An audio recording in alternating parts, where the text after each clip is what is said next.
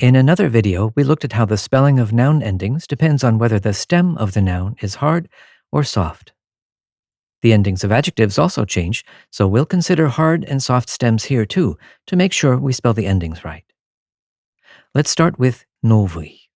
Again, the stem is the part of the word before the ending. Is this stem hard or soft? We know the letter y is used after hard consonants, so this must be a hard stem, nov. And when we need to swap in other endings, we'll choose spellings that show this. Novaya, novaya. What about Baslidni? E is normally used after soft consonants, so if that n is soft, that means that when we change the ending, we should choose spellings that also show the softness of the stem. That's why we see forms like последняя, последнее, with ya and ye. And actually, there are not very many adjectives with soft stems like this, about 40, and most of them end in ni. A lot of them have to do with time or place. So looking at the dictionary form, the masculine singular will usually tell you whether an adjective has a soft or a hard stem. But there are times when endings for an essentially hard-stemmed adjective seem to violate this rule. For example, you'll see forms like русский студент, хороший студент, or хорошее письмо. Notice the e and the ye here that normally follow only soft consonants. This is where two spelling rules come in.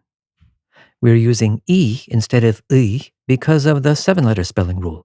We never write y after these 7 letters. Instead, use e. And we use ye in хорошее because of the 5-letter spelling rule. We never write an unstressed o after these 5 letters. In its place, we use ye. Now, students often ask a reasonable question. Why shouldn't we assume these words just have soft stems? We can see why by looking at other forms. For example, русская студентка or хорошая квартира. If the stems were truly soft, we'd see these forms spelled ya. But the use of aya shows that the stem really is intrinsically hard. We're just adjusting the spelling in a few forms like русский and хорошее because of the spelling rules. At the beginning, it may be helpful to just memorize a few patterns like these. So even though it seems like kind of a nerdy topic, it really is worthwhile to get these spelling rules down. If you do that early, you can avoid needlessly missing points on tests, and more importantly, good spelling will help you make a good impression as an educated person who respects the language you're learning. I should also mention briefly the Russian for third, третий. Its endings are of a different type from what we've seen so far. Note the soft sign before the ending in some forms.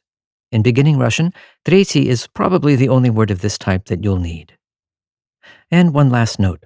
You may have learned that Russian adjectives need to match or agree with the nouns that they modify.